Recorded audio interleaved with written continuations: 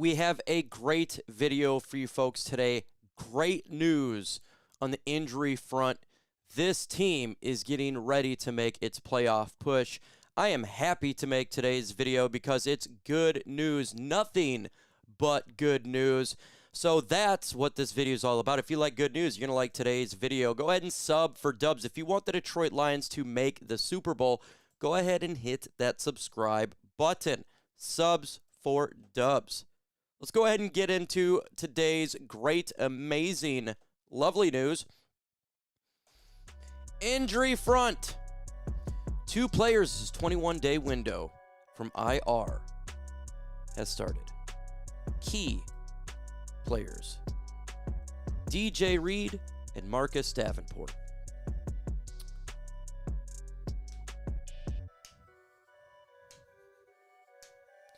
Two big pieces to this team that we definitely need down the stretch, and it's good that they're getting healthy. Obviously, we start with DJ Reed, right? He is our #1 corner. He's getting close to come back, and that's just going to make the secondary even better. That's getting better. And with all the reps that was given to the backups, this secondary, in my opinion, is really, really solid. And it could be great now with him coming back and the reps given to the Hallets of the world. And it is amazing.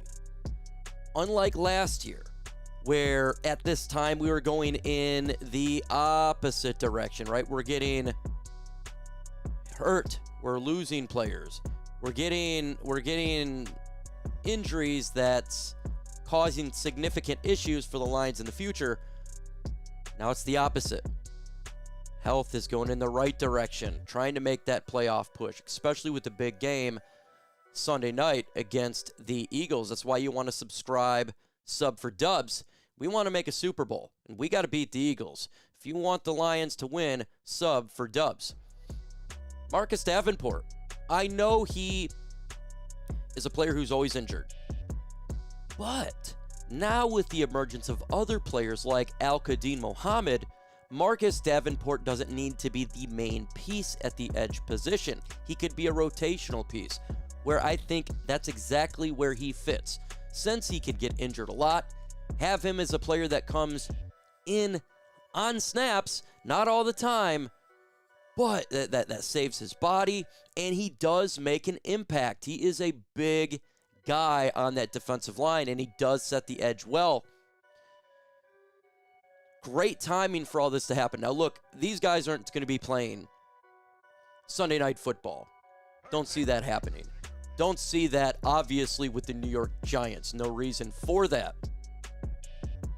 Maybe the Packers game. I know that Dan Campbell said early December, but now with the 21-day window started, I can see a situation where both of these players are playing in that pivotal Green Bay Packers Thanksgiving Day game. I can see that. Or if they wanted to give them a rest, since it's like a half a bye week, they could do so. But I would look towards that Thanksgiving Day game, considering the importance of it. But then you have the Rams game that's equally vital for Detroit. But it's great news. It's a great problem to have. And the backups, shout out to all the backups. You guys got valuable reps. If there's injuries that occur, I am 100% convinced the secondary is fine, guys. I literally just got done rewatching the tape of the Commanders game. I specifically watched the secondary, and regardless of what you think of the Commanders offense and players, the defensive players were in their spots, and the secondary covered great. So it's only going to get better for this team. That is awesome. Super excited. Super excited. Jahmyr Gibbs wins Offensive Player of the Week. I fully expect we're going to see a lot more of him winning these type of accolades as his resume builds and the popularity grows in the big media. And he's such a special talent.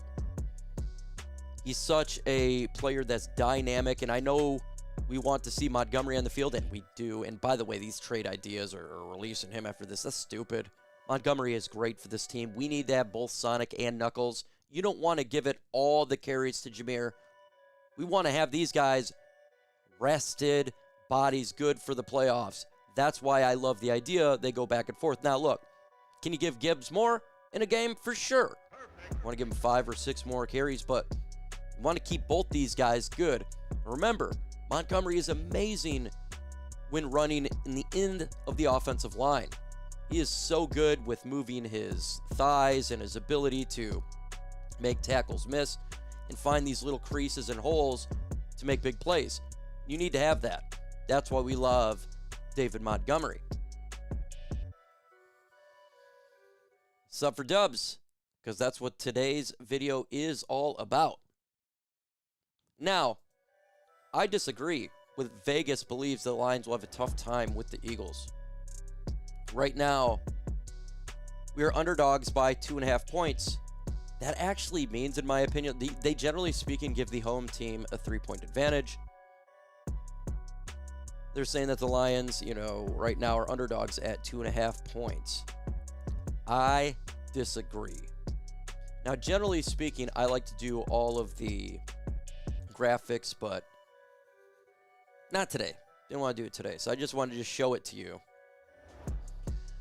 What is the best part of the Philadelphia Eagles at this point? It's their defense. I think their defense is, and by the way, not all these numbers are going to account for everything. They did trade for players. Players are getting healthy. They do got a really solid defense. But you look at some of these defensive numbers, points allowed, Philadelphia Eagles, not too far off from our Detroit Lions. They're allowing 21.3 points per game.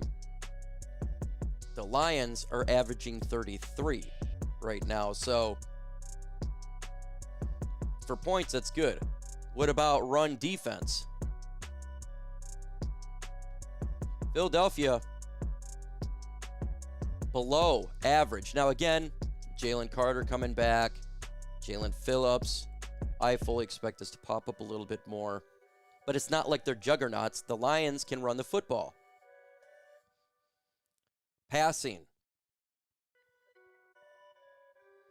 Again, even below the Lions. Now, Quinyon Mitchell, he had some injuries, banged up a little bit. He's an amazing corner.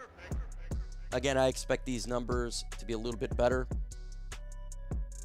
But the Lions can pass.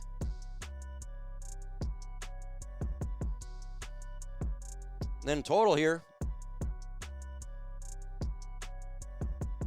Philly, middle of the pack, allowing 327 yards, points per game. In totality, right now the Lions' defense is even better, right? In the offense, it's not even. This isn't going to be even close. We'll start with points per game. Lions are second in the NFL, so putting up 31. Almost 30. I had 33 a minute ago. It's 31.4. Yeah. They're going to be able to put up points in this game. Then the Eagles down below. Rushing. Detroit. Right here. 136. And the offense is going to get better because of Dan Campbell. Not looking too good when your run offense with Saquon Barkley is 116 and Lions run defense is really good. And by the way, the reason they're having these issues is the offensive line is really banged up for Philadelphia. And they look slow on offense. They look slow on the offensive line. It's like they aged. Passing. Lions offense. 236, top 10 nearish. It's going to get better. 191 going against the Lions secondary. That's going to be tough for Philadelphia. Lions offense, obviously, putting up mad amount of yards. Philadelphia not.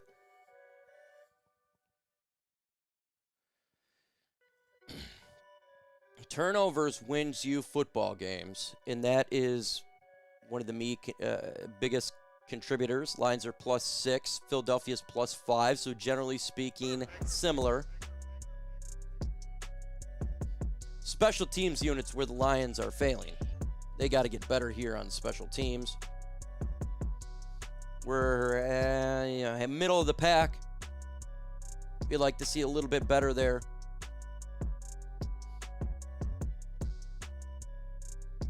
That would be something to see. Philadelphia, bottom. So, all in all, when I look at this game, I don't see a situation where this is like an underdog situation. Now, look, you're on the road. That makes it harder. You're in an environment, but they're playing in prime time. Jared Goff crushes it in prime time. I can see a situation here that the Lions win this game 32-17. The Lions right now are getting healthy at the right time. They are, starting to click on offense with great play calling. The defense is solid with Calvin Shepard. Who knows if Kirby can play? If he can play, that's even better. I think it's going to be tough for Philadelphia. I'm going to have the Lions win this game 32-17. In the comments, what do you got? Who do you have winning this game? In the comments below. Curious to see what you guys think on this one. With that said, folks, adios.